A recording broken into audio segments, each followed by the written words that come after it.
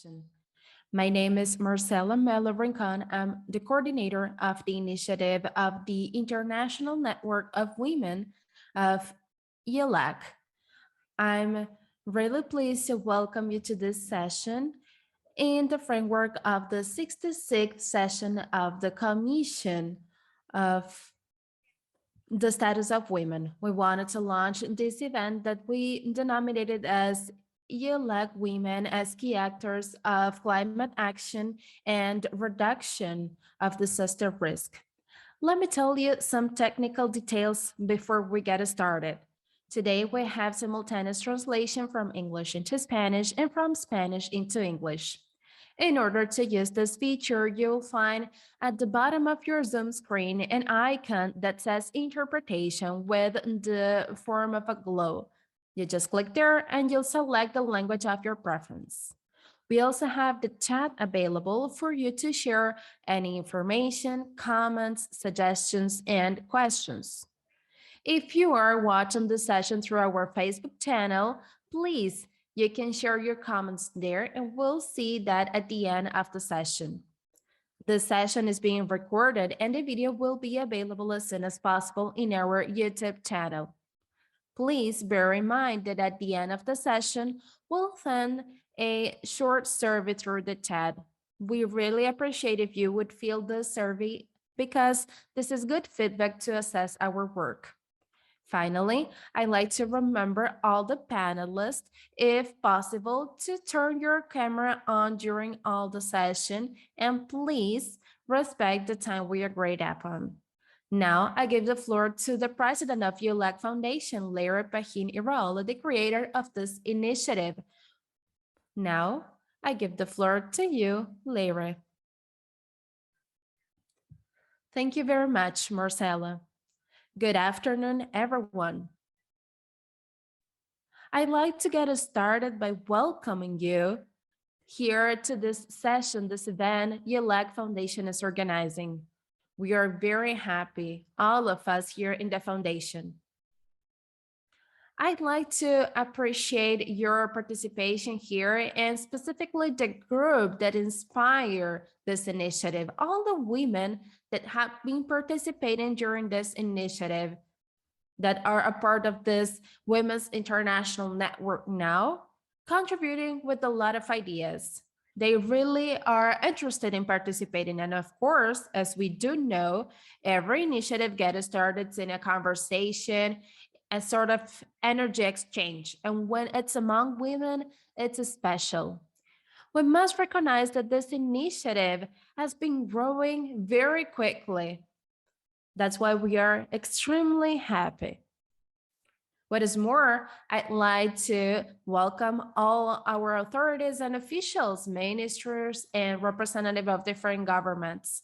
We have here Camina Johnson-Smith, Senator and Ministry of Foreign Affairs of Jamaica, also Ministry of Equality of Spain, Nadine, the President of the Women's Institute of Mexico, Maria Percival, Secretary of Policies of Equality and Diversity of the Ministry of Women, Gender and Diversity of Argentina.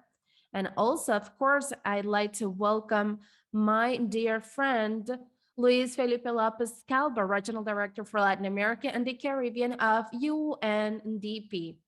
He wanted to be a part of this event, this activity together with us. He participated in the organization and also he sent some colleagues of UNDP. Specifically, we have Ana Maria Trebin and another colleague that are experts of the UNDP program, and they have been crucial to the development of our initiative. So I really want to thank you from the bottom of my heart. For me, it's quite special to collaborate professionally and personally with UNDP. I always love to work with UNDP colleagues. Of course, there are a lot of other representatives from the UN system.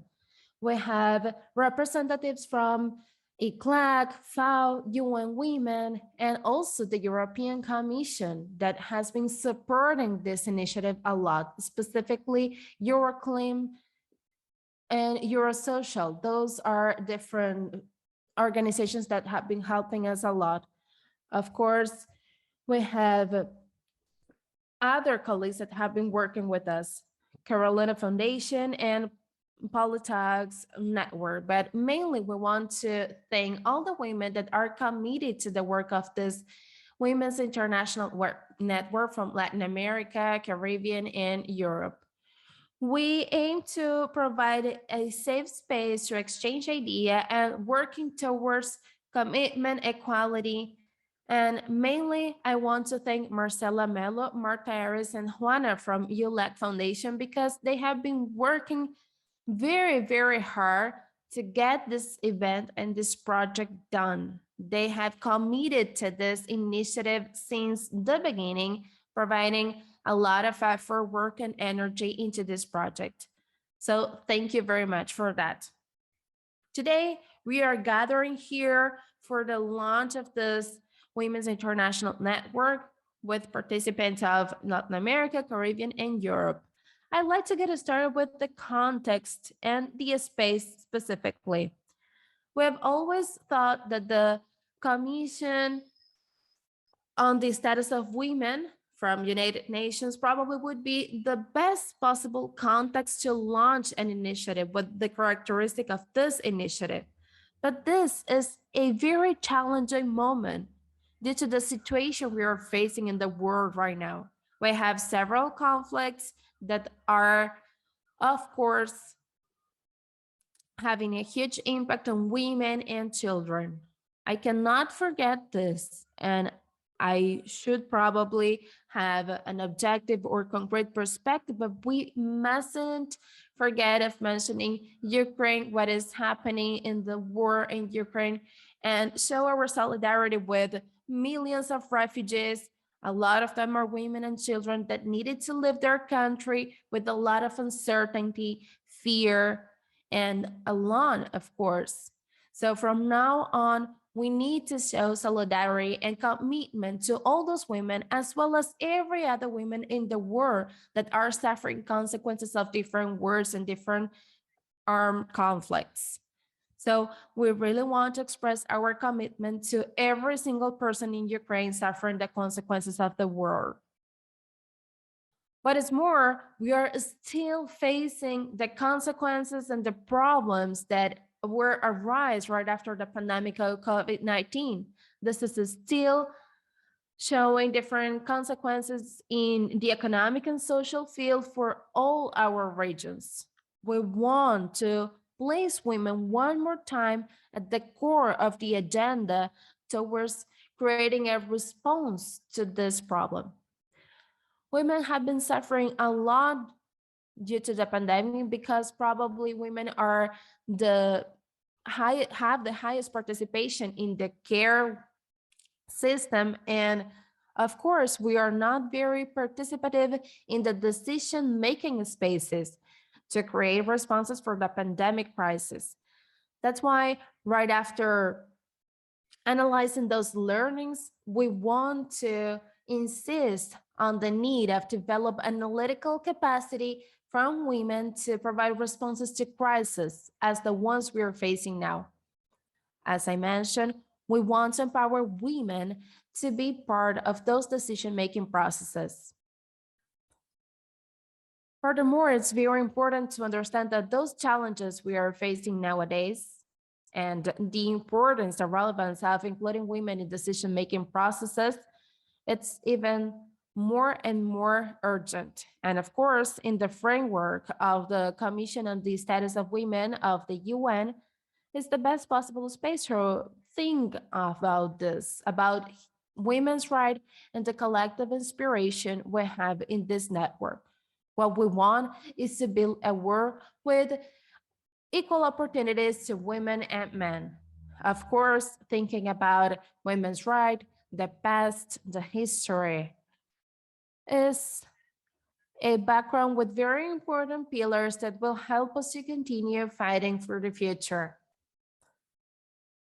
This network objective is to create a space to gather women from different countries, from different backgrounds, from different cultures and different roles in society. What we have in common It's the activism and seeking to build equality in the world. We want this to be a space to exchange ideas and to get to know those vulnerable women. We want this to be also a collective and shared action to every women that are part of the decision-making processes, the academic sector, but also activists, indigenous women, Afro-descendant women, young women, a lot of women that have a lot to contribute to this, and we want to learn from them. We want this to be a plural space. This network also wants to highlight the different achievements we have been conquering and all the public policies that are working so far. We do know that the exchange of public policies between Europe and Latin America and the Caribbean has always reached a good path to work towards the objectives we want. We need to exchange different ideas from the public policies that are efficient, that are working. This is also a space to discuss about public policies. Finally, we want to fight together this inequality. Of course, it has been long, but we do believe that if we join our efforts, we will be able to eradicate those differences. This network aims to be a useful tool to fight for equality and also to the climate agenda, to the climate change.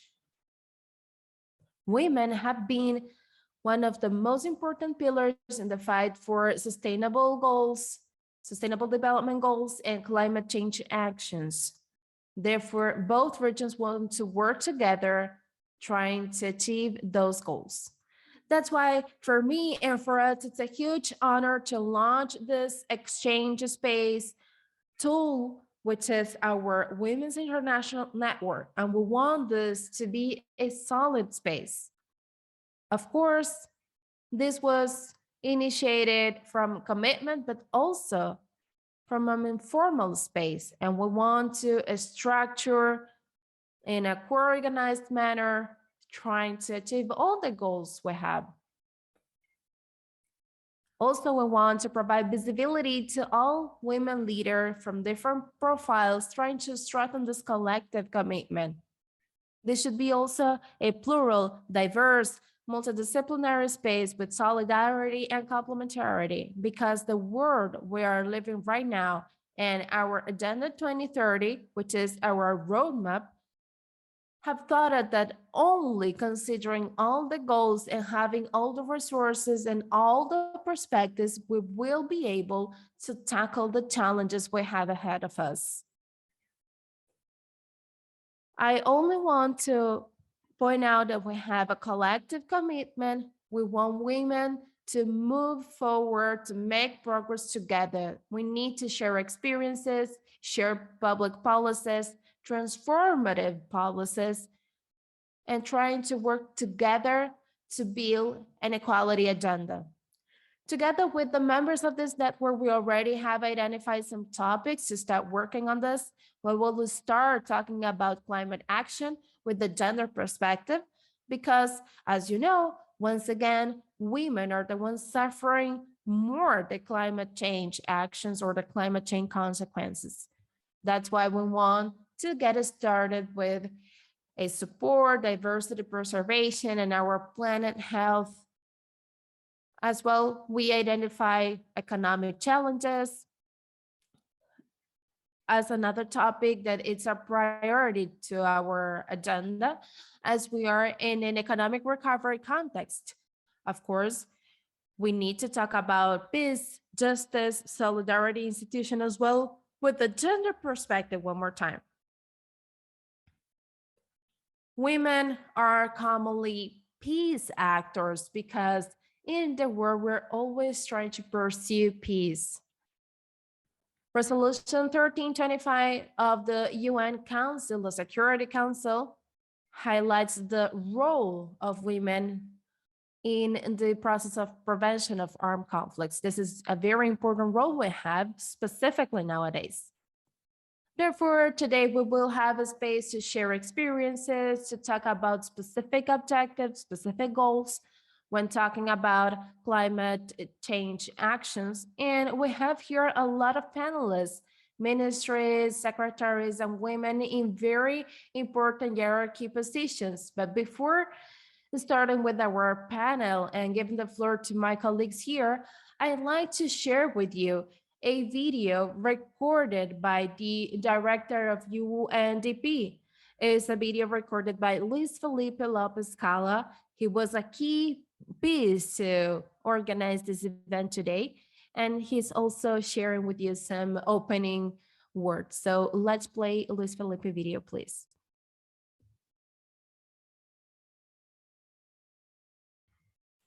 Good afternoon. I'd like to welcome the participants of this event and all the representatives of the different organizations that are a part of Women's International Network from EU-LAC. Also, I want to praise Laura Pahin, the president of International Foundation, EU-LAC, and also the ministries and colleagues of the UN system who are participating in this event. I'm very pleased to be a part in this event for the launch of the Women's International Network in the framework of the 66th edition of the Commission on the Status of Women of UN. Now, we want to talk about a crucial topic that it's inviting us to reflect on the different manners we could start using to guarantee that women and children are in the core of different public policies, initiatives, and all the programs related to climate actions. The partnership between UNDP and EU-LAC Foundation is a response to the recognition of the essentiality of this agenda. This is an urgent call to action because we need to face the different social and environmental crises we have nowadays and are putting under risk the future generation. We are launching this Women's International Network and also defining strategic lines focusing on climate change and reduction of disaster risk. The network we're launching today is a unique platform to share best experiences, best practices, and lead different strategies with different governmental authorities and officials, as well as representatives from civil society and different other organizations towards those challenges related to climate change. The challenges regarding the process of elaborating a climate action agenda with a gender perspective require the participation of all the actors. Everyone has the right to participate in the processes of implementation of climate change action. Unfortunately, the participation of women in climate governance is still restricted, and we are very far away of reaching an equality level in this regard. The reality is as follows. During 2020, only 15% of ministries have a women ministry. In 2015, 12% of ministries had women in leadership positions. At this pace, will take 58 years to achieve this equality level. We have more data. Gender composition of the different delegations of countries in the Climate Change Convention or Conference of the United Nations. Only 27% of the leaders of those delegations were women. If we continue like this and we don't make any extra effort to make sure that women have an equal participation in climate governance, we are moving forward to a situation in which we will not add the different voices we need. And I'm talking about 50% of humankind. We won't be able to reach those transformation actions we need, and we won't be able to make sure we'll have a change. The situation will persist. We need participation of women in different international scenarios and different international organizations. And we want women to be a part of decision-making processes at local level and national level. It's important as well to have access to technology and different resources, which are necessary to build a climate action program. We are here available for you, and we will be more than happy to share all the resources we have from the UNDP and EU-LAC Foundation to work on climate change actions and risk management as well. I have no doubts that such a dynamic platform as the one we're launching today will be a key piece to empower women into planning and decision-making processes, as well as their participation in the implementation of commitment and climate solutions. The network we're launching today, it's also key to make sure that our commitment will lead us to a true transformation in terms of in economic and social terms. We want this transformation to be fair and inclusive. Thank you very much. Thank you, Luis Felipe, for this comment and for his support to this event as well. Now let's get started with the first speaker today. We have a lot of incredible guests, amazing women I admire and who I have been working for a very long time. It's a privilege to me, and it's an honor as well to have you here. Minister Johnson, let's get started with you. Madam Moderator, Excellencies, distinguished guests, ladies and gentlemen, thank you so much for having me.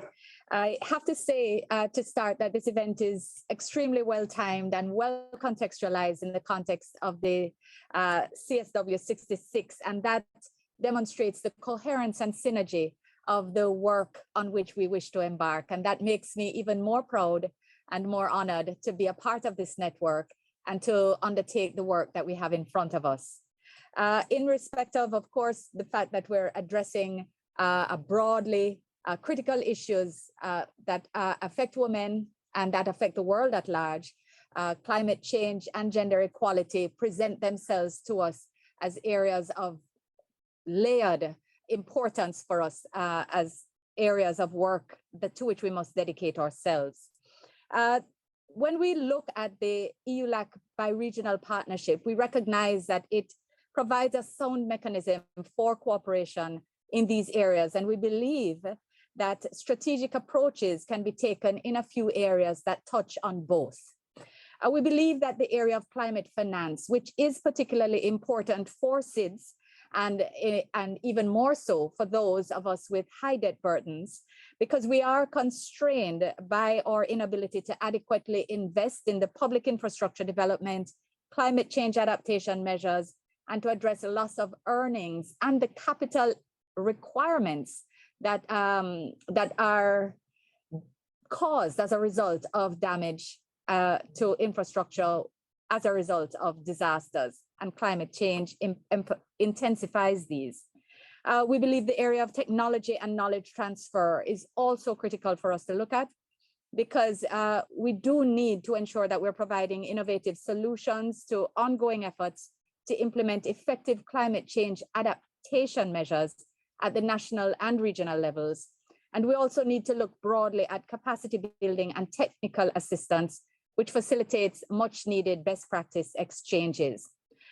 We are encouraged by the commitments made by the LAC and EU representatives at the informal ministerial held in December 2020, which outlined in the joint communique adopted by ministers a broad concern regarding the frequency and severity of hurricanes and other climate-related disasters. And I can just recall that the need was emphasized to promote climate and disaster risk resilience and disaster risk reduction strategies that include access to financing. Ministers also agreed at that meeting that research and innovation hold the key to unlocking long-term solutions to shared global challenges, and stress the need to fully use these instruments for the future prosperity of the region. So as climate change has a disproportionate impact on women, and in particular rural women who depend on natural resources for their livelihood, as we've established quite clearly that women are not only vulnerable to climate change, but they are effective actors and agents of change in relation to adaptation strategies. We are even more convicted than ever that responses to climate change, such as adaptation, technology transfer, financing, and capacity building, must be sensitive to the gender dimension to allow us for rapid upscaling of these advantages in relevant ways. So it is important that financing mechanisms be flexible enough to reflect women's needs and priorities. The active participation of women at various levels of the process, that is in the developing of funding criteria and the allocation of resources for climate change initiatives, is absolutely critical, and particularly involvement at the community levels. I note that I was, in fact, pleased to be present at the Women's Launch at the Berlin Energy Transition Dialogue last year, alongside international female energy experts, policymakers, and climate activists. So I'm noting that women are indeed at different tables in climate-related areas, and this network can support and build on that foundation, which is very much in place. So there's much for us to celebrate. The presence of us all today is in fact a good signal of the energies and the intellectual capacity that is going to push the wheel in the right direction. And I feel there is much more that can be done and can't probably be mentioned in the time allotted to me. But I look forward to working with you all. I congratulate everyone who has had a hand in bringing this network together, and I think we will do great things together. Thank you very much.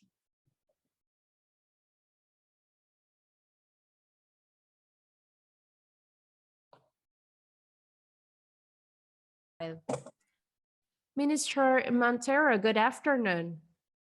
We were just talking with Minister Johnson about some of the challenges we have ahead of us.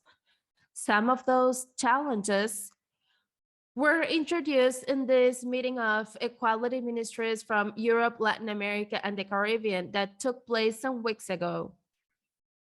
This is somehow setting the path in which we should get started and we should move forward towards these objectives. I'd like to hear from you, which is the perspective from Spain. And of course, you have been working with a lot of women from Latin America and the Caribbean. Which are the priorities and the challenges we should work on together in this regional arena? Thank you very much, President. Thank you to all the colleagues we have here today. I'd like to get started expressing my gratitude to Larry Pahin, the president of EU-LAC Foundation, the organizers of this side event, and also all the organizers of the Women's International Network from EU-LAC Foundation. And I agree with Minister Johnson. I'm looking forward to work together because probably we'll have a great job. And I do believe that we are facing a very difficult moment in the international arena with a crisis in our economies, societies, and organization of our life. Thus, it's very urgent to seek and pursue peace. President mentioned the Security Council of the UN resolution that talks about women, peace, and security. And I do believe that together with this need of defending peace, we have two other challenges. First of all, we have inequality between women and men. Women are more than 50% of the world population, but we don't have access to wellness and we don't have the same time to live with less capacity to develop our life project. Of course, women are the more vulnerable ones, but women are as well the ones providing support to other activities because we are in charge of caring children, caring elderly. We are very important part of the care system. The pandemic enlightened this situation as well. Also in the economic field, and also considering the public policies we have been developing in different countries.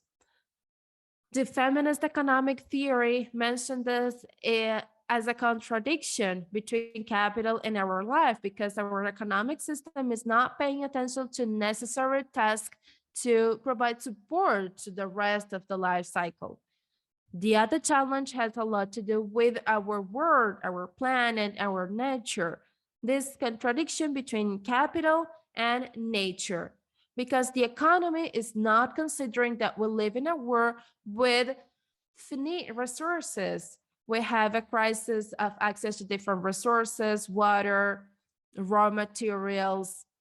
We are seeking an energetical transition, and all those topics are having an impact in the whole humankind, but the impact is not the same for everyone. Of course, women suffer this impact the most, and also they are the less accountable for the generation of those problems. Of course, as other speakers mentioned, we are underrepresented in the different decision-making processes to provide responses to those crises. In civil society, in other organizations, in the population, women have been working for a very long time trying to face the different problems we have due to lack of water or lack of different resources in some regions, climate crisis. And I believe that our goal should be a strengthened democracy, because in all the countries we need to provide a solid foundation to democracy. And we understand democracy as rights for everyone, rights for all the people, and also political participation, specifically for those who have been excluded from the decision-making process as women have been. We want to be a part of this, and we want to have a voice in all the matters that have an impact on our lives. This is a very deep change and a structural change we need to push forward. This is not something simple. And I do believe that feminism and also ecology activism are new ways to start building up our common lives. Exchange in international alliances, international partnerships are fundamental. Those type of transformation won't happen in just one country. We need to partner together and work together. There is no country that will be safe if we're not all safe. Therefore, we need to build strong international partnerships to work in different spaces with multidisciplinarity perspective, or if not, we won't be able to address and achieve this transformation. It's truly relevant to share all our practices, to share experiences from different institutions, organizations, and governments in order to start moving forward towards those goals. We need to learn from those who are already implementing agendas and also prove that democracy has a lot of value, because right now there are a lot of attempts in different regions of some more author projects that are in detriment of democracy. That's why I finish with these comments. We need to work in a common agenda trying to strengthen public services and public policies. In the European framework, we have been always paying attention to education and health services, but it's not only urgent to have public system, but also economy should be a part of our life and the essential task of organization of our society. Governments need to tackle this. We also need to reduce inequality, transform our economies so that this would be compatible with the planet. We need to stop violence against women and make sure that women will have a space and a voice in decision-making spaces. What is more, now that we are seeking to build a partnership between Europe, Latin America, and the Caribbean, we need to learn from everyone. The perspective from Europe needs to learn from the experiences of our women partners in Latin America and the Caribbean. We need to start with an equality base there. In Chile now, they are fighting for abortion law, for equality rights, and they are trying to include all those rights in the new Chilean constitution. This would be a huge step forward, not only for Chilean women, but for all of us. In Mexico, there is also a partnership, a very important partnership to make sure that the care system will be considered. Also, we have our former minister, Viviana Hilo, that work in UN Women as well. In Argentina, they just conquer the new legislation to include the right to abortion.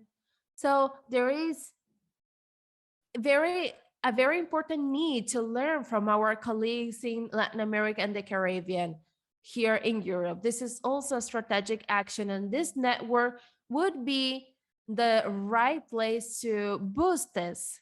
Finally, we need to recognize and protect the different organizations from civil society, popular movements that in many occasions are pushing forward those democratic projects trying to provide solutions. Of course, our institutions are the one that needs to implement this in the framework of the Commission on the Status of Women in the UN system, and in the European framework, we have also the Istanbul Conference, the Istanbul Convention. We have Belém do Pará as well. There are a lot of different tools to help us implement this, but we cannot forget that we need to protect civil society organizations, popular movements in different countries. There are a lot of leaders that are even being martyred, women leaders that are just defending their rights in their territories and their countries are being killed. So it's truly relevant to implement this agenda and making sure that women will be in all the different spaces. We need to make decisions that will be useful to guarantee rights for everyone. Our institutions have a crucial role. We need to protect political participation of women that have been excluded from all the decision-making spaces in the society, not only in our institutions, in our organizations, but also at local level and social movements. We need to generate a lot of partnerships. Thank you very much, President.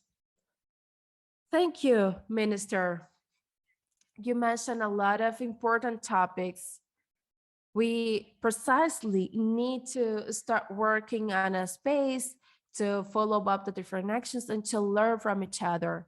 You mentioned that European women need to learn from our colleagues in Latin America and the Caribbean. That's why we want this space to be a space to exchange best practices. Of course, we are not really used to this, but it's important when talking about gender equality to see all the challenges and problems with an optimistic view and try to implement other public policies that are already working.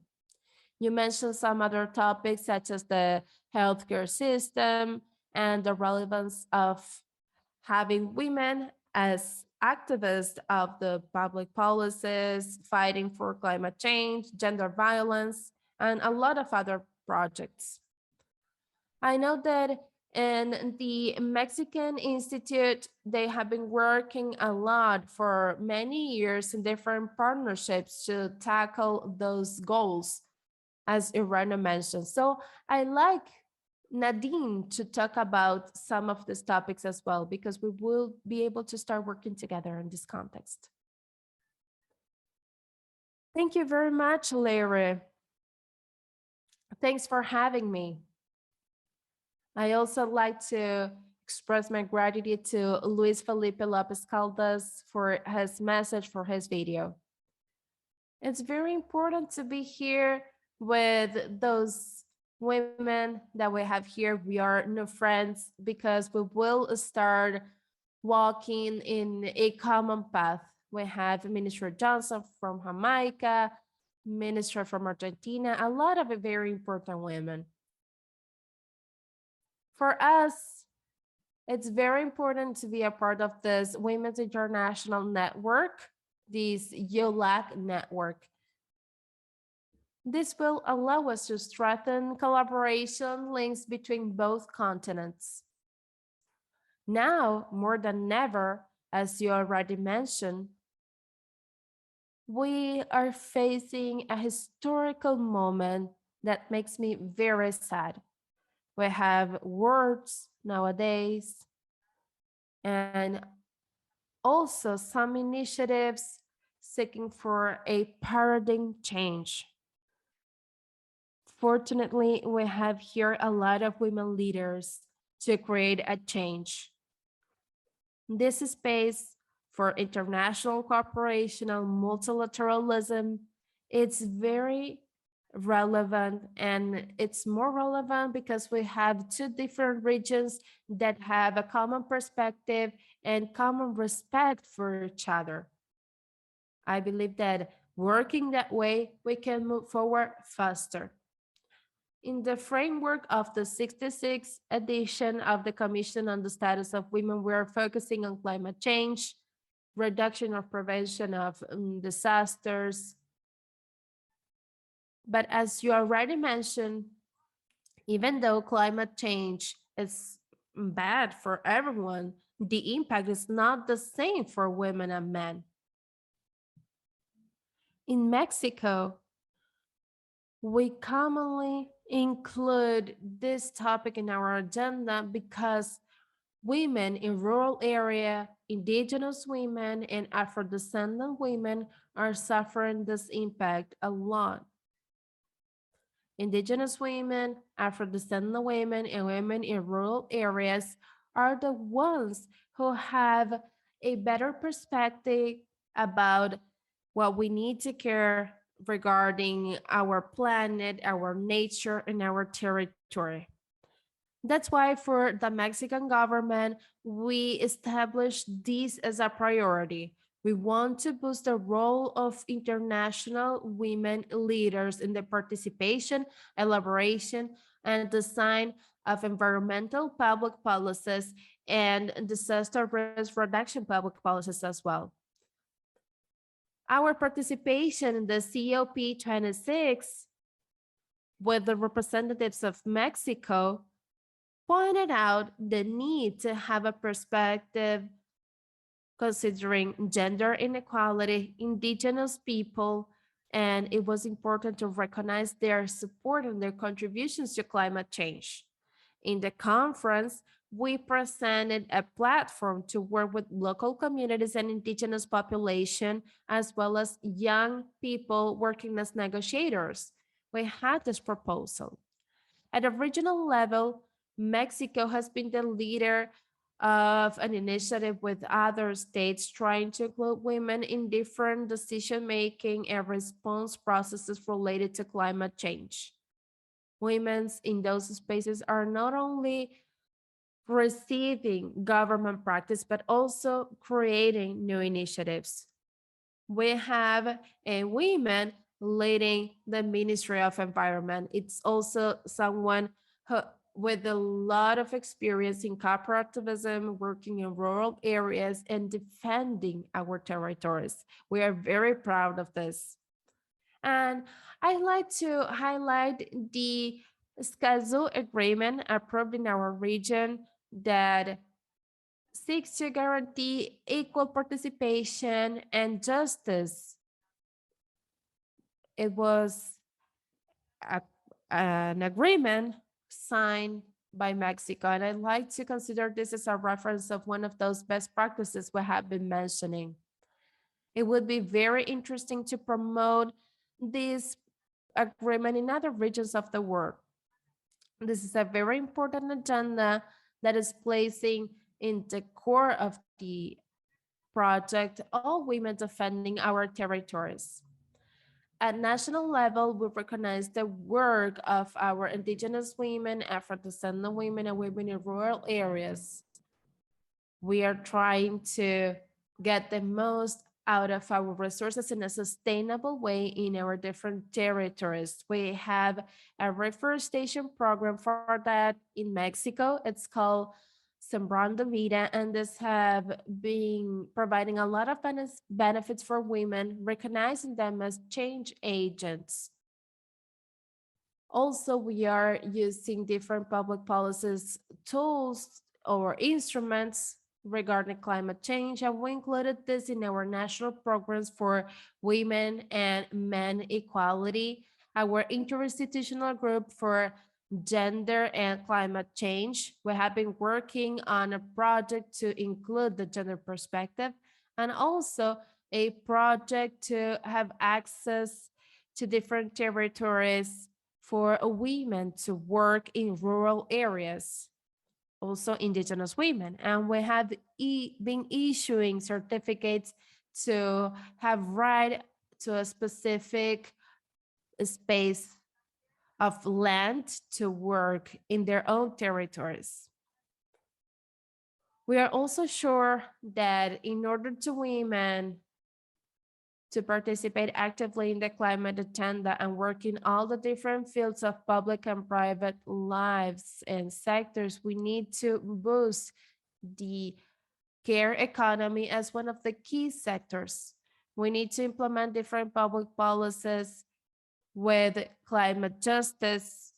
This would be very important to redistribute, reduce, recognize, and represent the work being done in the care sector, in the care economy, not only in people's home, but also in other institutions or organizations. We know that women are overloaded in this sector, and we want to include those projects in our agenda because we need financing solutions for that.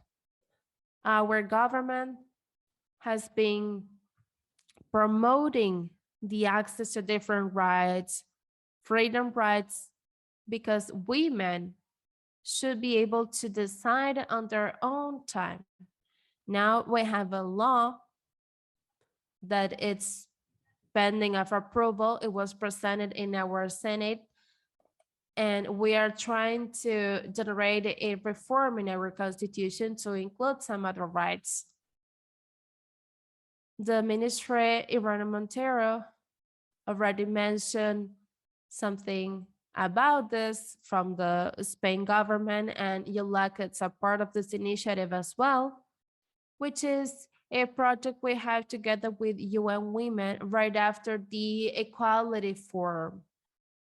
We are part of this initiative as well, and it's a similar initiative as the Women's International Network that gather us together today.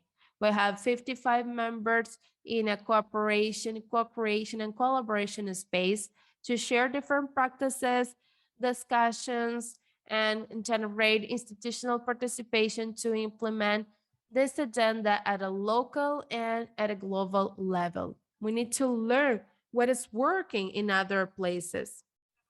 And I want to confirm that we are very committed to continue working in the development of capacities and leadership of women, including environmental sustainability. This is the only way to reduce gender gaps in the world. And I want to congratulate you for this initiative. Gathering all of us here today in this network is very important. Thank you very much. Thank you, Nadine. Well, we are very surprised with all the best practices you just shared. And we will include those initiatives in the database of best practices that our network will prepare, will work on this. We don't have a lot of time, but now I'd like to give the floor to our representative from Argentina to get to know their perspective. We have Maria Percival here to talk about some working initiatives. Go ahead. Thank you very much, Larry.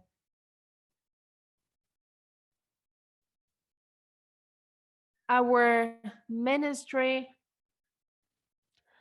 of Equality and Diversity and Gender here of Argentina is very happy to be a part of this network.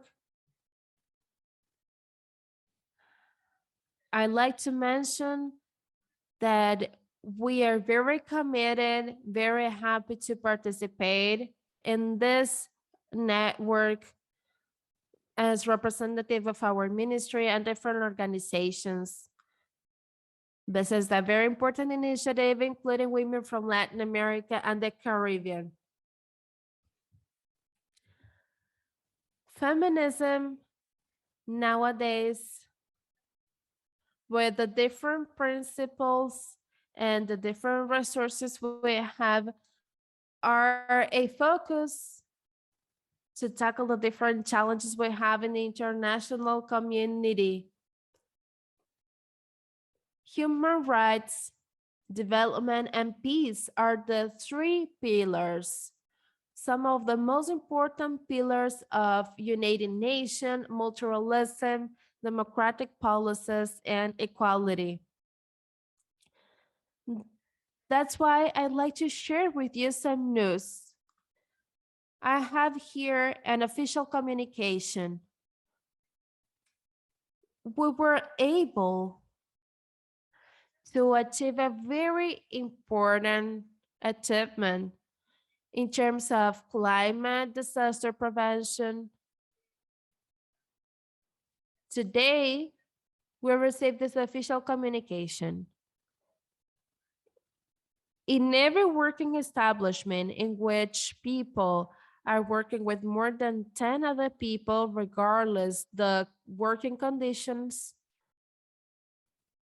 companies should provide a specific space to take care of children from 3 and 5 years old if they need to take the children to work. Why am I highlighting this? In Latin America, in poor regions, in underdeveloped regions, in many of our countries, women have a life expectancy very below that in other regions.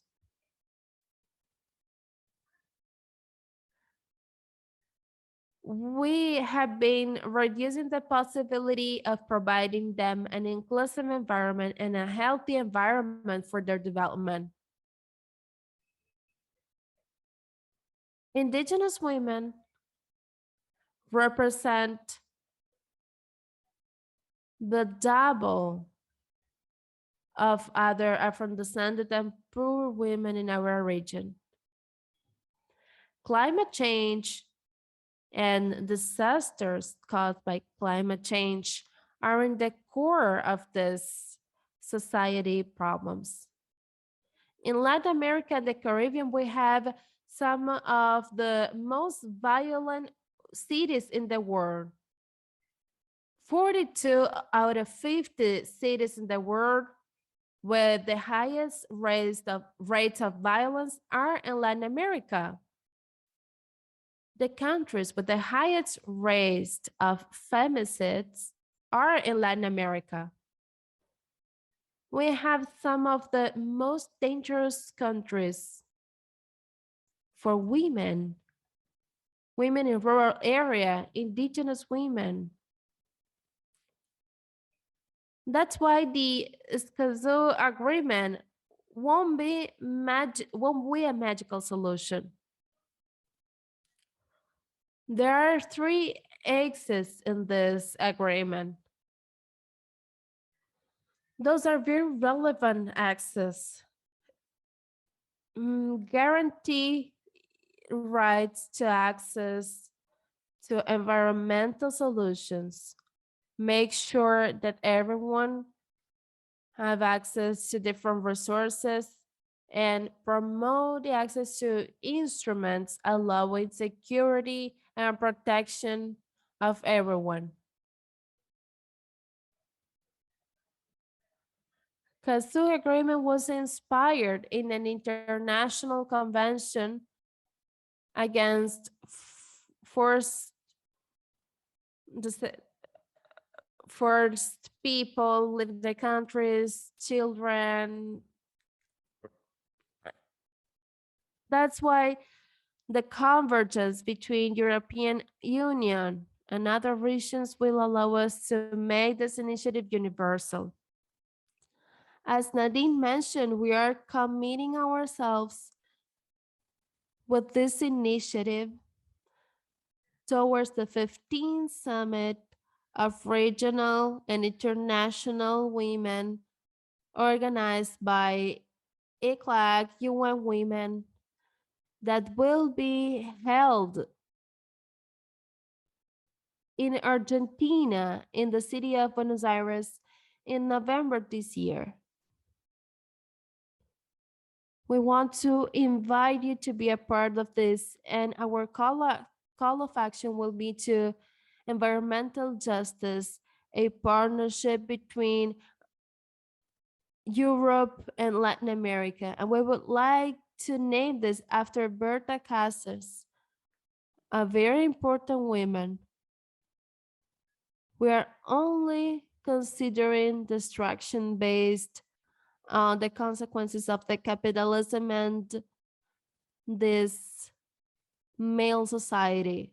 But we expect every country, not only the ones working towards those solutions, but also the neoliberal countries that are destructing our planet as well, to be a part of this.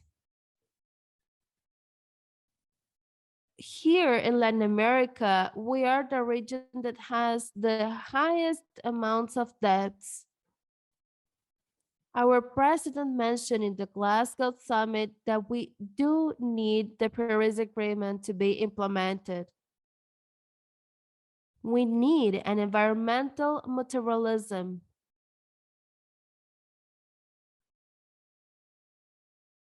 As feminists, we need to promote different changes in climate change. And we need to reduce our environmental debt as well.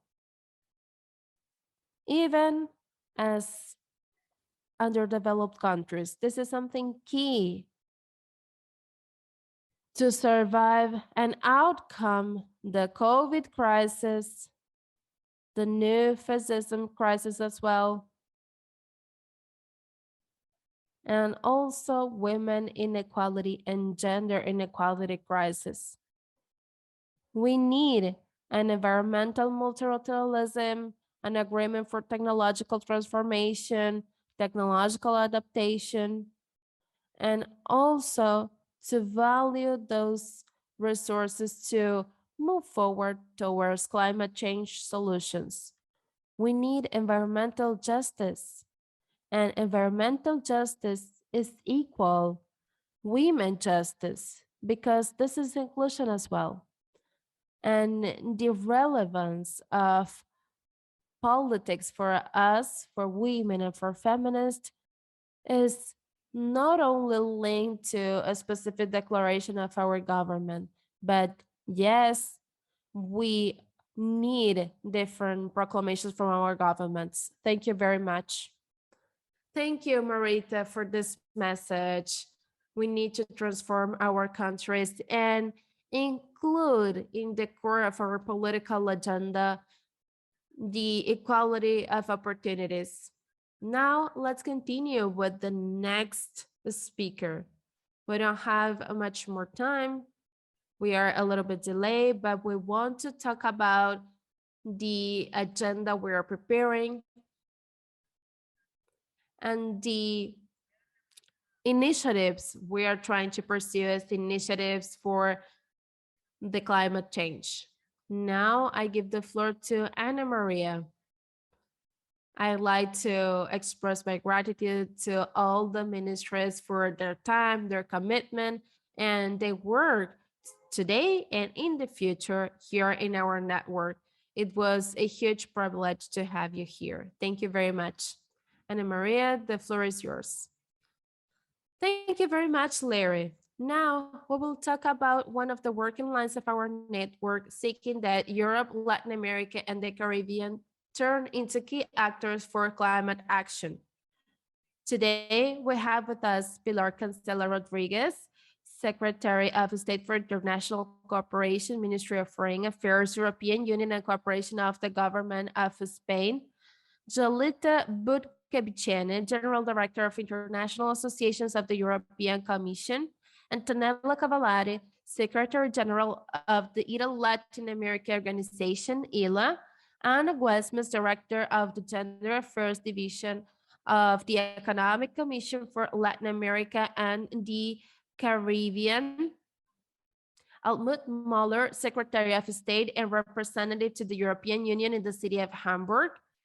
Paloma Costa, young environmental activist and youth advisor to the Secretary General for the United Nations of Climate. And also Rebecca Greenspan, Secretary General of the United Nations Conference on Trade and Development. And I'll make the same question for everyone. How can we promote dialogue and experience exchanges spaces between European countries and Latin America, the Caribbean countries regarding gender responsive climate action, and which would be the role of our Women's International Network? Let's get started with Pilar Cancela. She is in our work mission in Africa and she sent a video to us. Let's play it.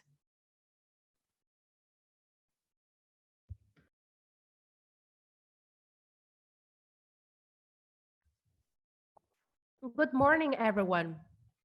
I'd like to thank the president of EU-LAC Foundation, Mayor Pahin, for inviting me to be a part of the launch of Women's International Network EU-LAC. Congratulations for this initiative with a great representative with a lot of women leaders representing many organizations. Gender equality and sustainability are two of the most important priorities of Spain cooperation organizations from decades ago.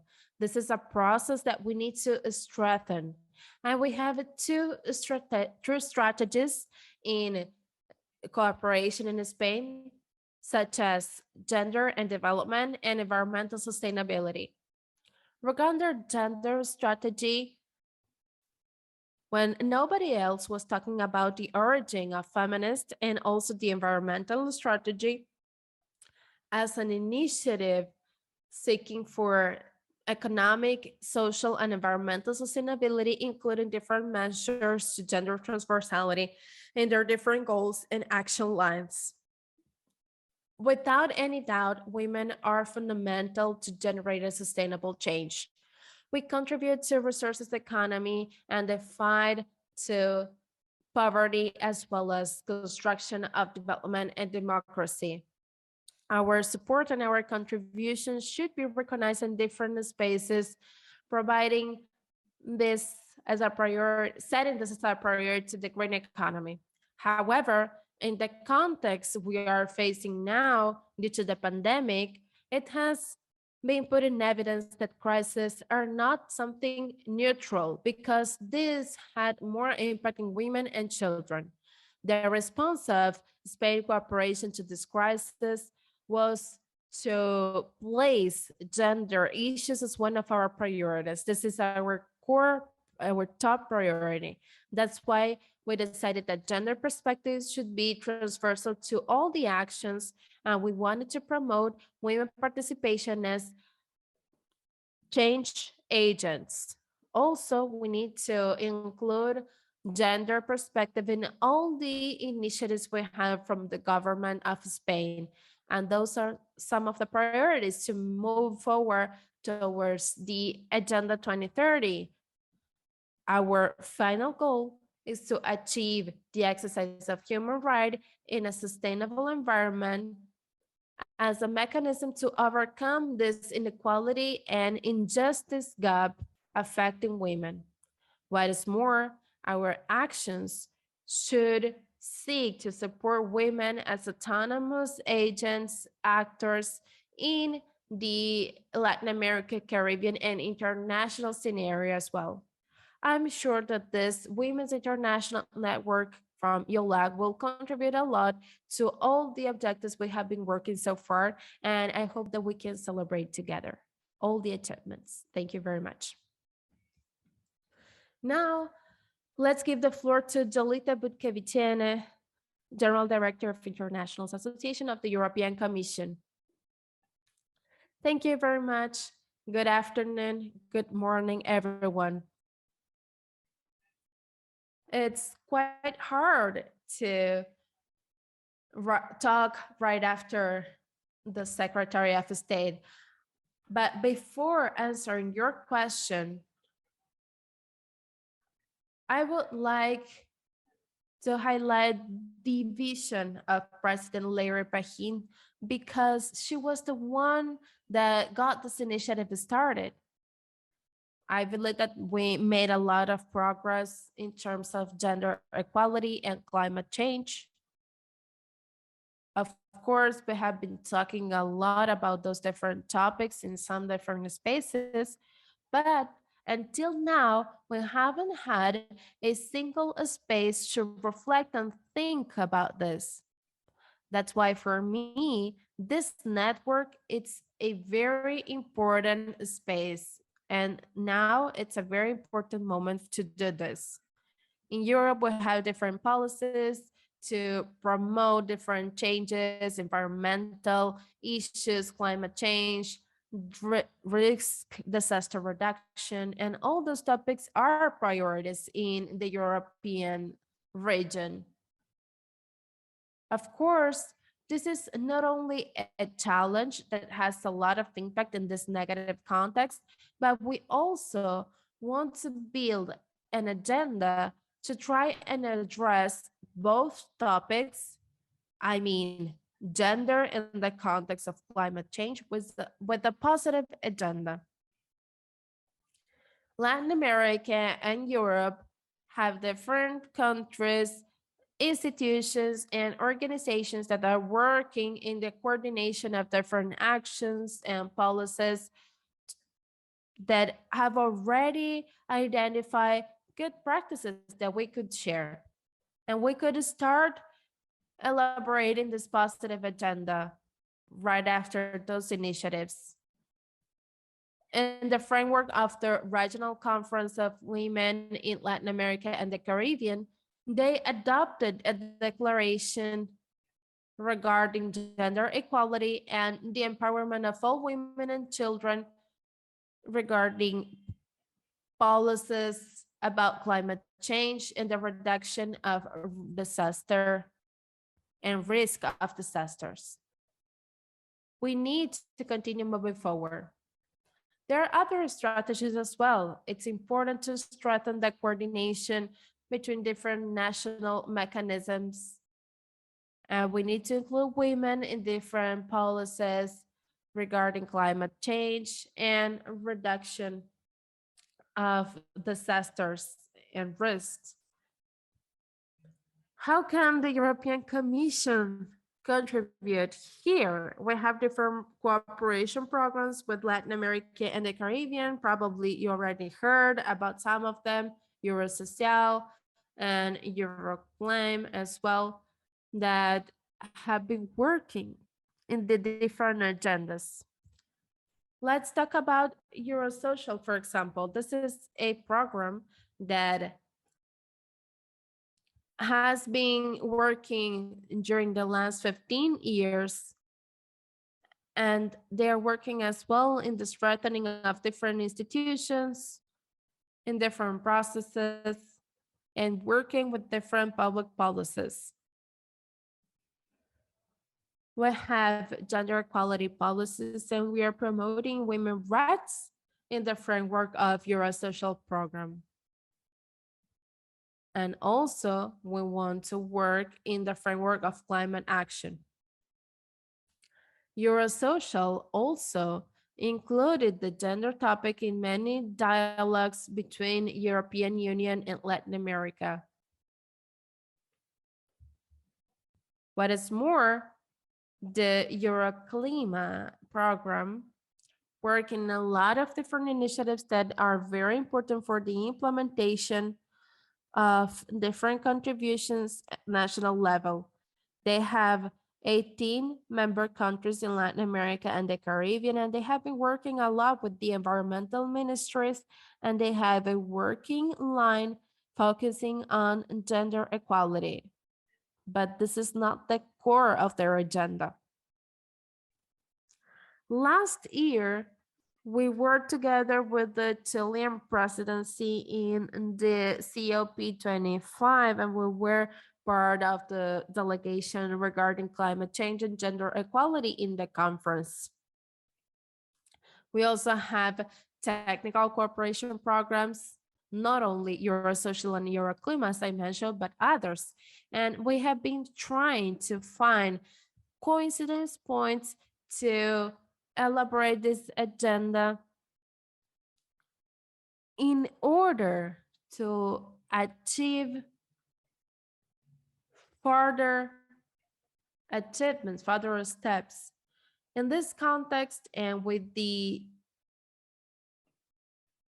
elements I already mentioned, I believe that in this network, we could develop a key role in order to contribute and make those processes more dynamic, to exchange best practices between different regions, facilitating dialogue and identifying other actors that are not a part of any of our programs and initiatives.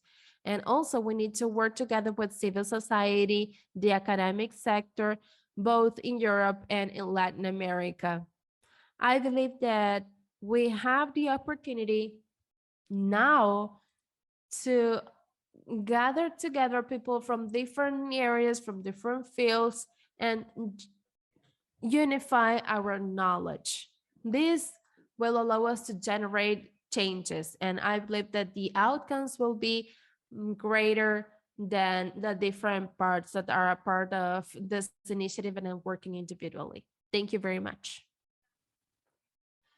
Thank you. Now we have Almo.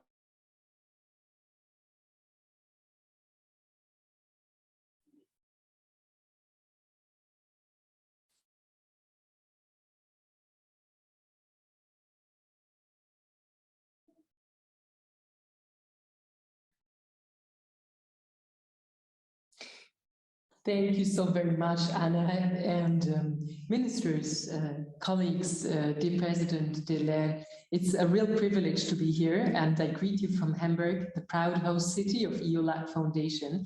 Allow me just to say a couple of words, as we are a different participant as a city in this meeting, but I feel encouraged, President Lair, by the invitation to join, because as a previous speaker, our colleague Maria Perceval from Argentina, I think, pointed out, a lot is happening in our cities as well. And I want to say, in Hamburg, we not only strongly believe in the strength of our European Union, of which we are a part as a member of the Federal Republic of Germany, but also the wider European dimension that Jolita just talked about. It is a very relevant framework for us as a city in Northern Europe, but also we have strong ties to Latin America and the Caribbean that have gone and developed over centuries. And why do I say that?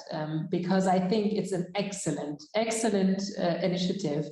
The mission of the EU-LAC Foundation in our city really, I believe, holds a lot of potential, and to work on these very specific questions of empowering women, in particular in the face of the challenges that we are going through with regards to climate change and climate protection is excellent and very much needed.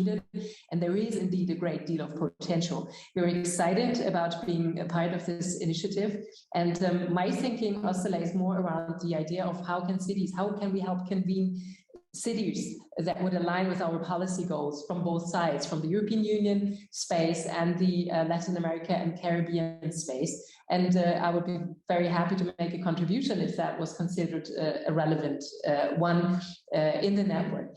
Allow me just to say, since this is something we're looking at in Hamburg right now, with a situation that has seen a war in Ukraine, where again, in particular, women are suffering, have made their way and fled, and have also arrived in our city. We're trying to protect and give them shelter in this very, very difficult time for them, coming with their children. So it feels very immediate for me right now to think of the role of women in conflict, and empowering women to shape our future, a peaceful future, so that we can all share what the earth has to offer. And it feels like something that is very, very concrete right now.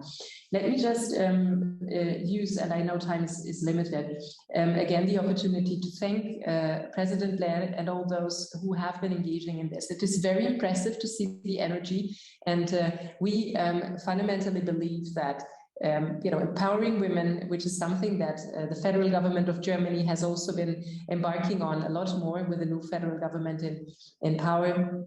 This is something that we work with the federal government, because we're not only a city, we're also a city-state of the German Federation, one of 16 federal states. And I really look forward to helping and supporting, shaping an agenda between both our regions. And I think it holds a lot for the future, and the energy that is felt in this meeting is just wonderful. So thank you for sharing that.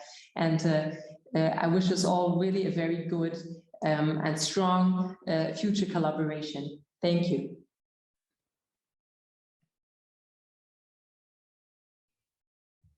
Thank you very much. Now let's continue with Paloma Costa, environmental activist. Hello, everyone. Thank you very much. My name is Paloma Costa, and I'm in Brazil. I'd like to thank you all for this initiative. I believe that it's extremely necessary to be here in this forum discussing this. I'd like to talk about different topics, not only the ones we consider in this space, but for example, the last report of IPCC mentioned that young people have 5 times more chances to suffer from climate change. What is more, Latin America, where I live, would be one of the regions facing the highest or worst impacts. In Latin America, for a young woman such as me,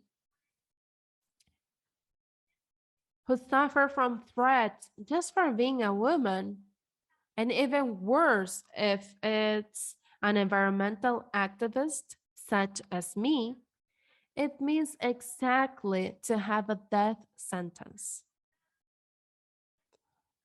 Democracies in our region are suffering. I hope that this year we could change this in my country. I'd like to thank young people that are making an effort and leading the different spaces that we should own in the decision-making processes.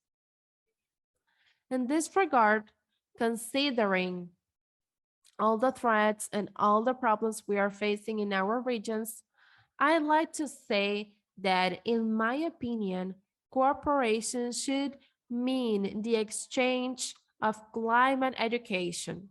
This is crucial to achieve the citizen participation. We need formal spaces for discussions that are binding as well. To achieve an effective cooperation, we need to exchange best practices, technology, and mainly financial solutions in order to put a stop in deforestation and protect our forests. We don't want legislation flexibilization and the different commitments that our nations make in the international arena for climate change and nature protection. In my region, there are a lot of wars that have no visibility. That's why we need to talk about indigenous people that have been resisting a lot of pressure, colonization, and a lot of other problems. And we need to bear in mind that women in the indigenous population are doing their best to protect forests. It's an urgent need. We need climate justice.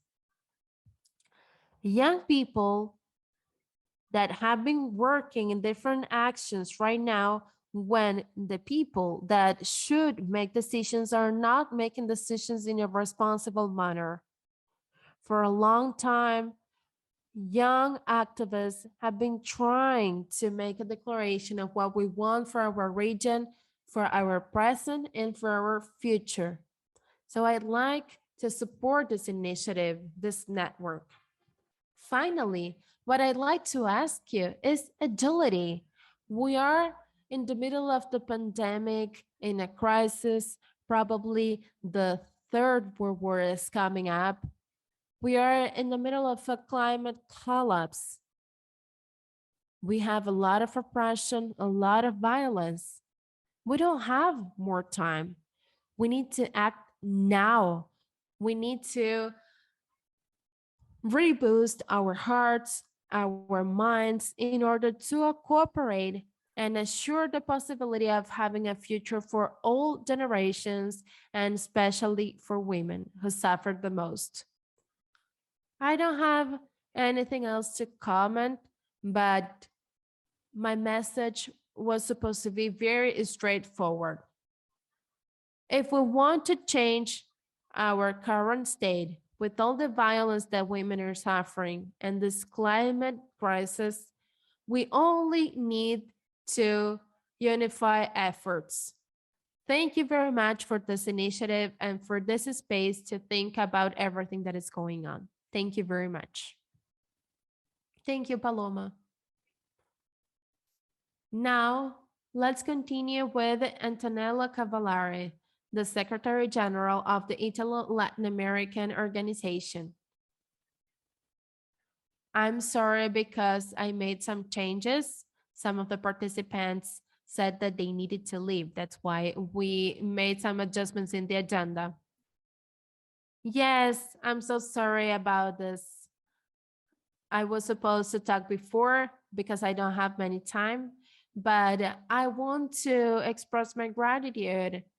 Also, congratulations to Larry Pahin and EU-LAC Foundation and all the workers because of the launch of the Women's International Network.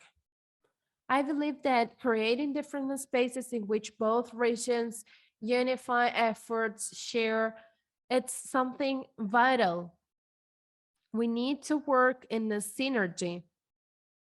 ILA, the Italo-Latin American Organization, has been working trying to comply with the objectives of Agenda 2030 with different projects financed by Italian government and also other projects that Jolita mentioned. Of course, different climate standards, temperature rise, sea level increasement, and many other effects of climate change that have been affecting all of us. This is a global emergency, and it's some of the most important crises we have. But this is not a gender neutral emergency.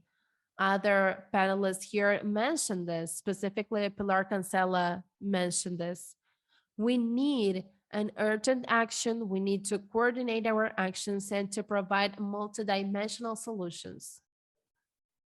We need to consider those challenges considering the different points of views and the different values of all the people who are suffering these effects, specifically women. And even though women are vulnerable, they could be active agents and effective agents to build up climate resiliency. Today, I should answer 3 questions. First, how can we promote the dialogue and experience exchange between countries in Latin America and the Caribbean and European Union regarding a gender responsive climate action? Let me share with you 3 ideas. I believe it's vital to understand the problem first. This is as important as the dialogue itself. I believe that this network could create different webinars, meetings, and research to understand this issue. Also, we should focus on the different opportunities we might find in this problem. Of course, we have problems, but we might find opportunities as well. This network could exchange different information regarding the existing projects or the planned projects we have. The representative from Mexico talk about different policies they're working on, and Argentina as well. So the exchange of information is very important. So we can create different synergies and get the most out of the ongoing projects. Finally, the dialogue needs to provide outcomes. We need to generate sustainable changes. I believe that this network could talk with different institutions, with different governments, and act as a promoter of new public policies. It would be even better to facilitate the political participation of women, because only if women are actors in the political arena, we would have hope for change. I believe that we could start working on a strategy of dialogue and participation. It could be something digital to share the different knowledge and technical abilities that women have been developed historically. For example, by knowing deeply their community, the resources of their territory, and the different techniques to work their lands and their territories. For example, in some countries, women are working in the management of water and other natural resources. These experiences have been shared from one generation to another, and they could contribute to the capacity of adapting the local level and in the different communities. What is more, women will have a proactive role, a generator of social benefits and social and economic opportunities. What is more, we should identify the gender responsive opportunities, specifically in vital sectors for people's lives, such as health, healthcare economy as well.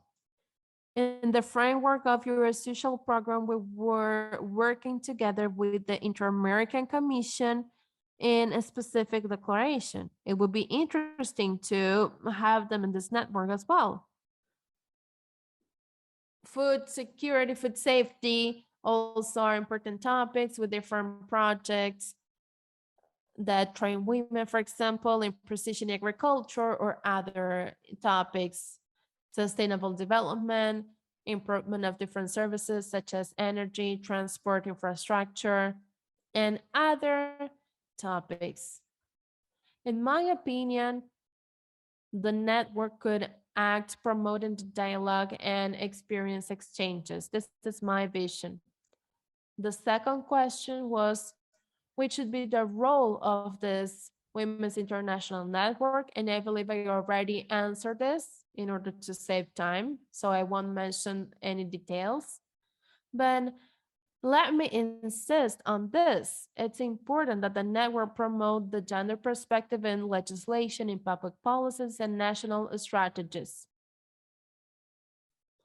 Also, among the countries of our region, it's interesting that we promote gender perspective and different actions developed by regional organisms related to the adaptations to climate change.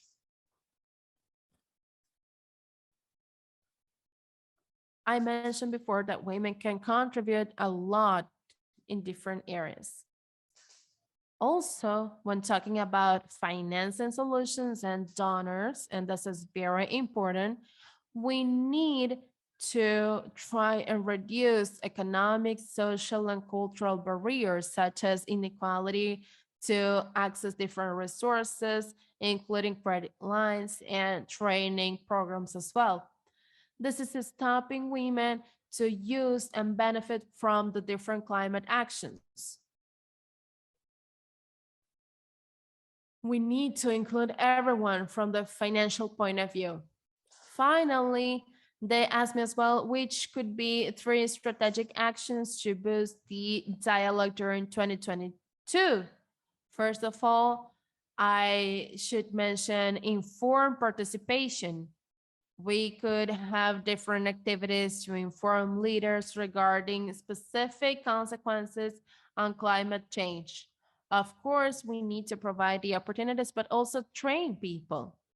Also, participating with a specific goal. We want to exchange experiences, best practices, but we should have a concrete goal, such as start elaborating an agenda that will have an impact on public policies. And finally, mandatory participation of everyone and using an inclusive language to engage both genders. We want to include both women and men here in this space. For me, the idea is the He for She campaign of United Nations. We need to include men, not only women. And I don't want to use more time.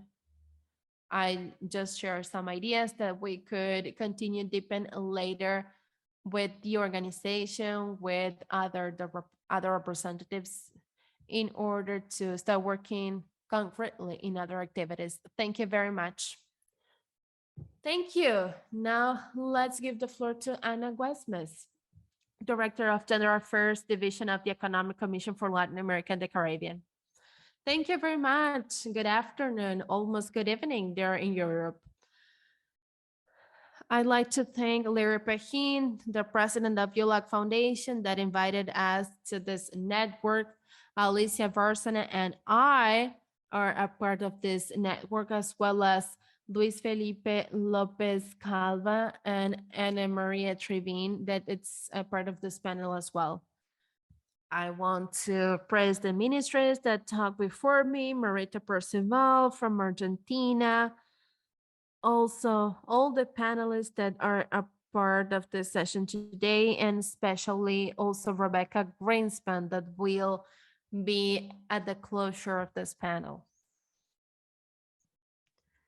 Let me tell you that the topic of the International Women's Day, March 8th, was specifically linked to climate change and climate action. We talked about this together with Larry, that we needed to work more in the recognition processes. It's important to recognize that women as climate actors regarding response to climate change and adaptation are very important. Paloma Costa, Humberta Castro, that Marita Percival mentioned, and in general terms, all the defendants of human rights in different territories fighting for our planet and natural resources are truly important. I believe that it's very inspiring to have even more and more people and women working in the scientific fields, in economy, and many other fields.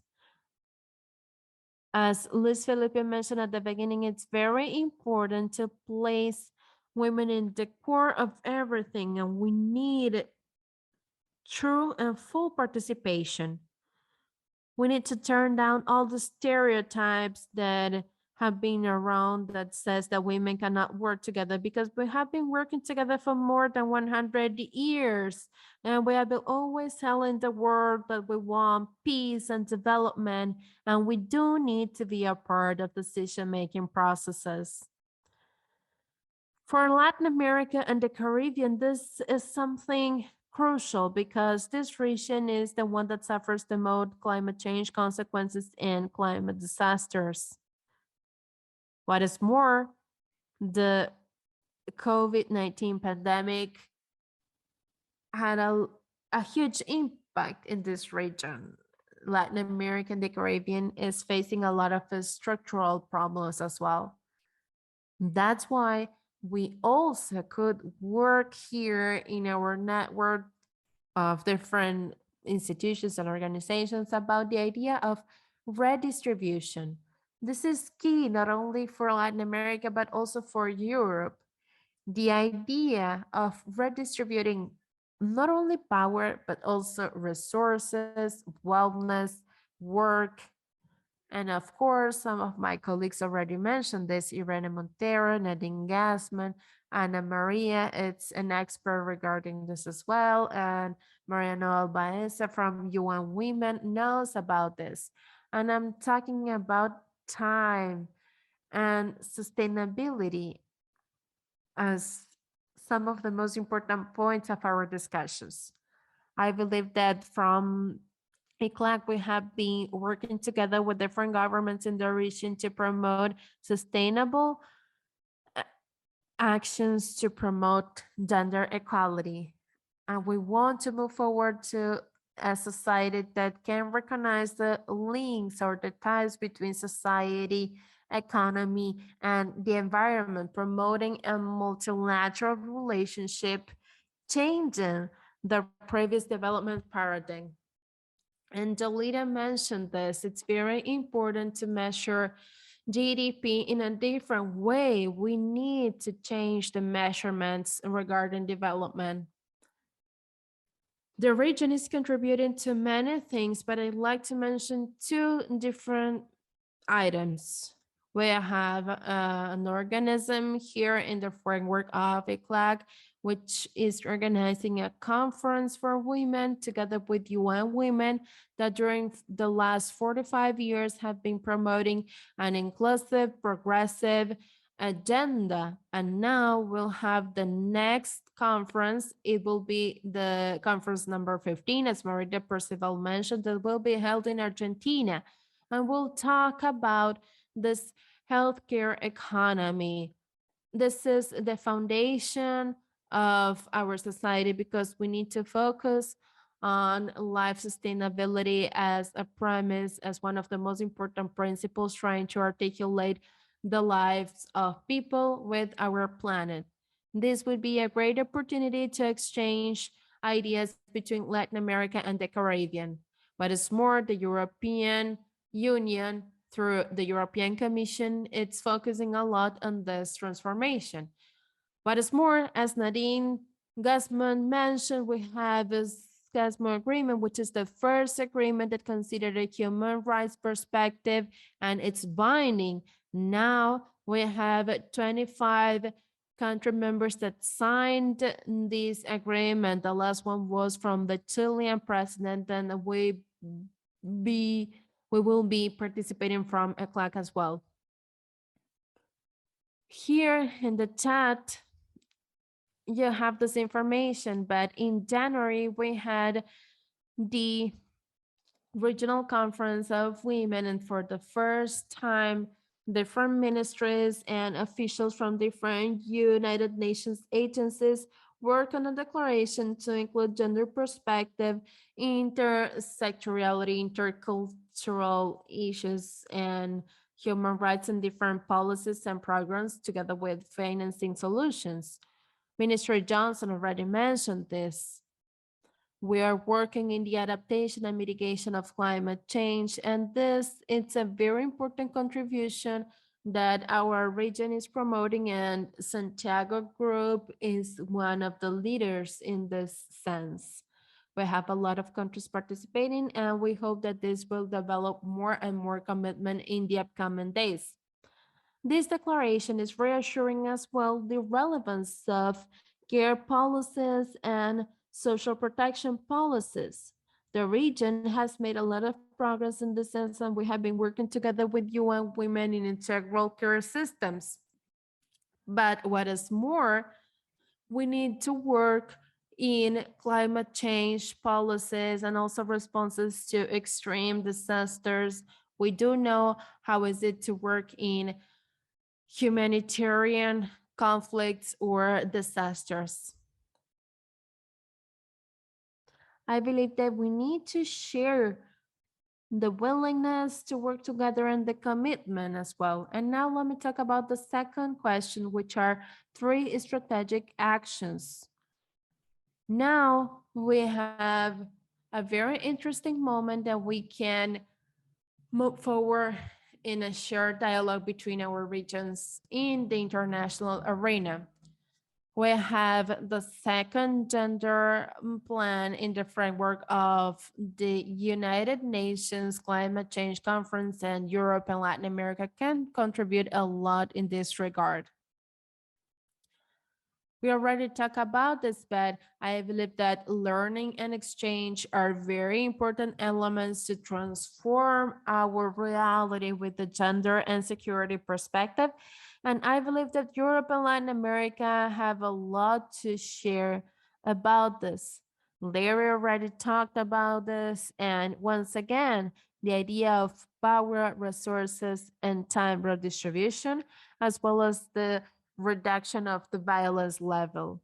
Marita Percival from Argentina talked about this as well and invited everyone to be a part of this conference that we are organizing in Argentina this year.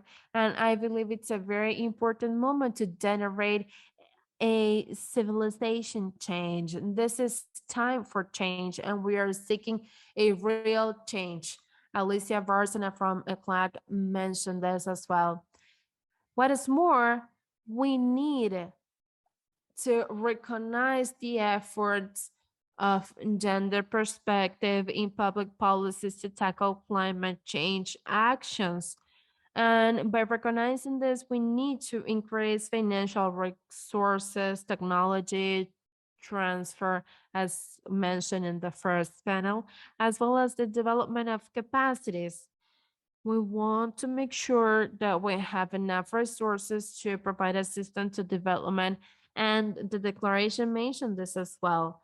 We need to start the dialogues. We don't have a specific agreement between Europe and Latin America and the Caribbean, but we need to talk about the responsibility principle. What does it mean? And what is more, there is another important point that we had yesterday a meeting with a lot of defendants from Latin and Central America that we need to protect feminist women. It's very important right now, considering that we have a growing context and a lot of things are going on that get us very excited because we are making a lot of progress in the feminist agenda. However, violence is dramatically increasing, and in Latin America, gender violence took and is still taking the life of many women. We need to fight for financing solutions to help the different communities, and financing for climate action is key as well in this regard. Those are the propositions I have. And of course, I'm available from ECLAC to continue working together with all of you in this Women's International Network. As I always say, internationalism and network work is something very characteristic from the feminist movement. We will build together a lot of solutions and hopefully a lot of results. That's what we want. Thank you very much.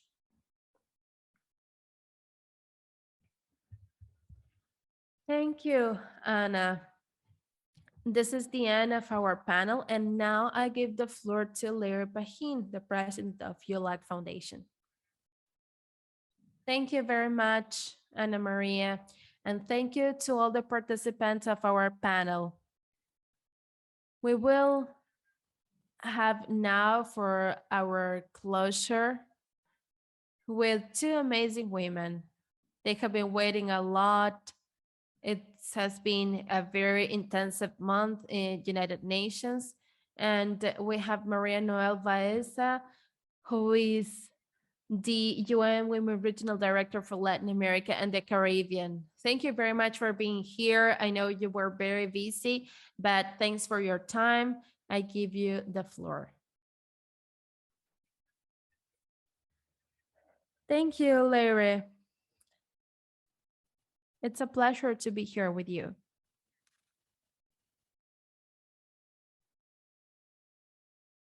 Sorry, the interpreter is not getting any audio.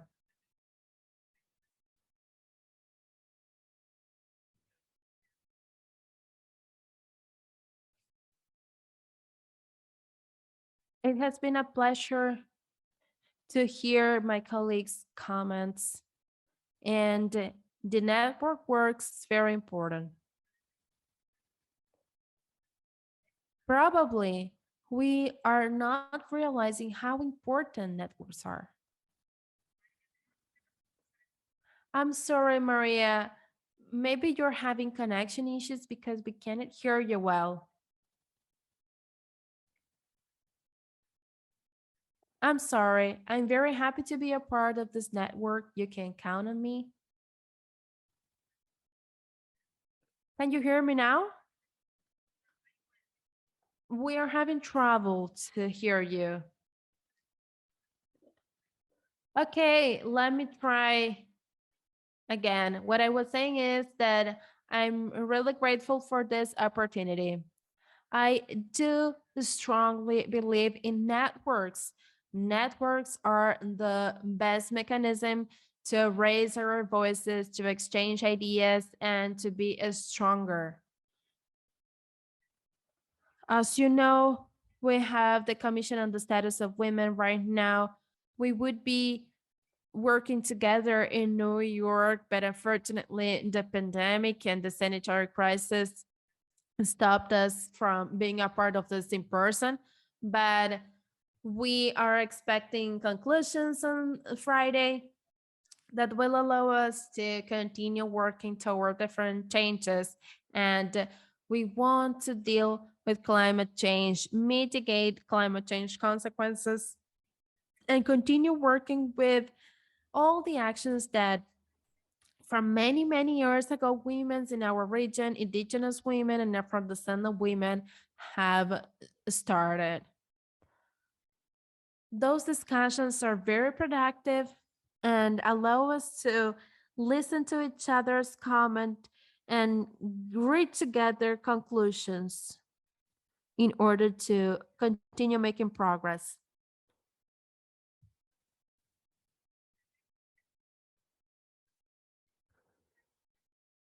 Women's Network is also a historical moment, specifically to deal with climate actions. It's very important, and we do need this network to work together. There are 132 million people in poverty situation in our territory. The pandemic has led to terrible consequences, and we need to push together to improve those people's lives.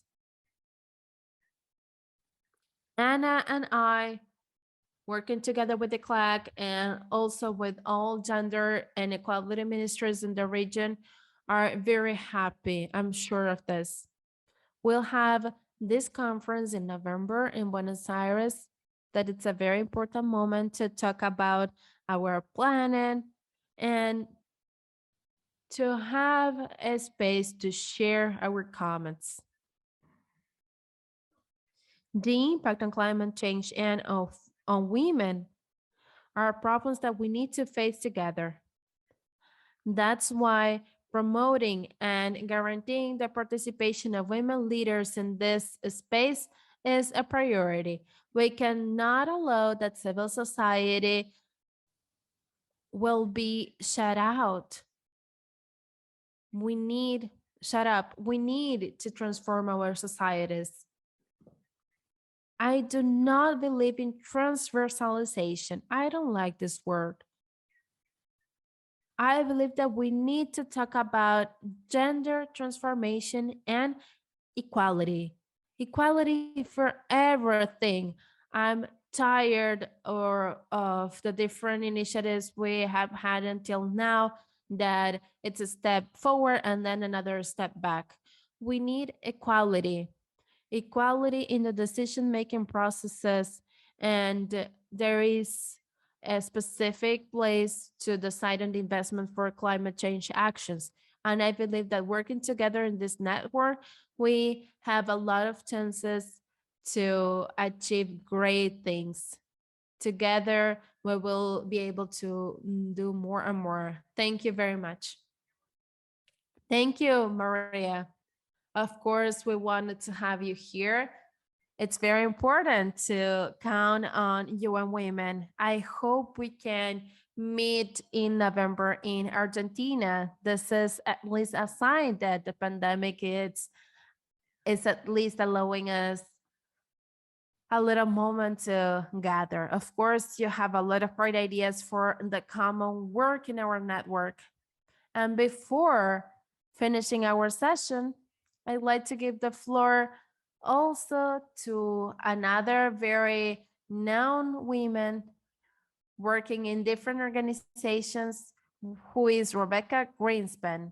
She's the Secretary General of the United Nations Conference on Trade and Development. She is a part of the network as well, and she will share a message with us. It is my pleasure to address you all in this important side event of the 66th session of the Commission on the Status of Women, on the occasion of the launch of EU-LAC Women's International Network. I want to send my warmest regards to my very good friends and colleagues, Lady Pahin, President of the EU-LAC Foundation, and Luis Felipe López Calva, Regional Director for Latin America and the Caribbean at UNDP. Really, Luis Felipe and Lady, thank you very much for this invitation, and let me congratulate you for this amazing initiative. Of course, I want to salute also the very distinguished members of the EU-LAC Women's International Network, which I am extremely happy to say has now been officially launched. Well, after the two incredible high-level panels that preceded me, with wonderful women ministers and heads of multilateral agencies, I sent my really admiration to each one of them. So after that, there is not much left for me to say. So I will just say one thing. These last years of back-to-back crises with the ongoing COVID-19 pandemic and now this terrible war in Ukraine have taught us many hard lessons. One of these lessons is that inequality everywhere and in all its forms makes us fragile. Time and time again, we've seen that when a social system is under stress, the greater its inequality, the harder the impact, and the slower and weaker the recovery. It is very important to keep this in mind when it comes to gender and climate change, because as we've seen during these last few weeks, this 21st century has many crises in store, including the crisis of climate change, which in reality is not a crisis, but a prolonged and progressive succession of crises. Given our current levels of inequality, if we don't build resilience now, every shock will take us farther and farther away from our goals. The World Economic Forum, as we know, in its gender equality gap, went from 99 years to 135 years because of the pandemic. And this will keep stretching to 200 years, to 300 years, and ultimately to never after all if we don't fight seriously the inequalities, and obviously gender inequality. And the same will happen with the SDGs and with our carbon commitments. The lesson is clear. To build resilience, we need to close the gaps. That's why gender-responsive climate policies are at the core of our efforts for human and sustainable development in the 21st century. The network being launched today is the perfect place to start, because gender-responsive policies are also about women leadership and their full participation in the decision-making processes. But fundamentally, they are about society's future, because this is not only about women, but is about us all. I wish this network all the success in the world.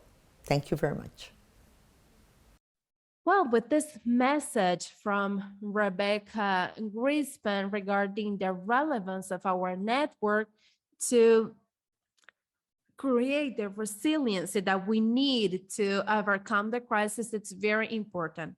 Of course, we need to work in terms of gender inequality. It has been centuries, and this is the moment to get together and join our efforts to eradicate this gender inequality. Today, we had the opportunity to start working on this common agenda that some of the panelists mentioned. We talk about the need of generating spaces in which women are leaders, specifically when fighting climate change actions. We know that we are fundamental and we are key in this fight. And of course, in many occasions, we suffer from violence because of this. We also talk about healthcare economy and care economy. We need to enlighten women that are working in the dark, that are working silently. This is the moment to create public policies that provide visibility to those women and that they start receiving proper wages for their work. We need to work together in order to overcome the crisis we have nowadays. Considering the feminist and ecology activist perspective, as Marita mentioned, we need to reach the most vulnerable women in the world. Nadine already mentioned that it's important to reach out women in rural areas, indigenous women, Afro-descendant women. Therefore, with this transversal perspective, paying attention to those that are in vulnerable situations, trying to get in contact with every single corner in both regions. We also talk about the importance of participating in the upcoming events we have in our agenda in terms of gender equality, because in our network, we will inform you regarding those events, but as we already mentioned, we'll have a summit in November in Argentina, Buenos Aires. I hope that we can meet together in person to continue experiencing this energy. This is vital. The experience to get together and hug each other would be amazing. Anna Westman's already mentioned a lot of initiatives that are being led by EU-LAC, and we need to turn this into public policies that should be implemented in both regions. We will pay attention to all those initiatives and we'll try to build different spaces to exchange ideas and also disseminate those projects in order to empower women. As I mentioned at the beginning, the objective of this network is to continue in this process of building a common agenda and having a common goal. We need to work together. Above all, we need to generate a real space to work together with women from different regions that do believe in this equality agenda. As Minister Montero mentioned, we won't have democracy if half of humankind population is underrepresented. This is our goal. That's the objective of our network and the invitation we make to you. We want this to be useful, to be dynamic. We want to exchange ideas, to implement different actions, and also to follow up different other processes that are ongoing right now. I want to tell you as well that we'll continue organizing different events, some specific sessions together with UNDP, such as the session we have today, talking about different topics regarding climate change, disaster risk reduction, talking about the experiences that are already working and women's role. We'll continue with different activities and we'll talk about other topics as well. Thus, I invite you to the upcoming activities we'll organize. Of course, we'll inform you, we'll invite you properly, and I hope to see you in all those different spaces. In the second period of this year, we'll want to talk about other topics that Anna Westmus will help us. So we have an agenda full of events, full of activities, full of tasks, but specifically, we are very, very excited to work together and we want to move forward together towards this gender equality perspective. Thank you very much, all of you, for your comments, your contributions, and your energy. As Paloma mentioned, this is an urgent need. So it's urgent that we fight gender inequality and climate change. Thank you very much, everyone. Good afternoon.